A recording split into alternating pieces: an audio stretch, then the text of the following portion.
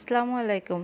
আজকে আপনাদেরকে দেখাবো আস্ত মুরগির গ্রিল করা। প্রথমে মুরগিটা কেটে পরিষ্কার করে নিয়ে চাকু দিয়ে চিরচির করে কেটে নিতে হবে। এরপরে আদা, রসুন, পেঁয়াজ বাটা দিয়ে তার সাথে হলুদের গুঁড়ো, মরিচের গুঁড়ো, ধনিয়ার গুঁড়ো, সিক্রেট মশলা এবং আচার, soya sauce, barbecue sauce, tomato sauce, সামান্য পরিমাণে লেবুর রস দিয়ে তার সাথে টক দই দিয়ে ভালো করে মেখে নিতে হবে।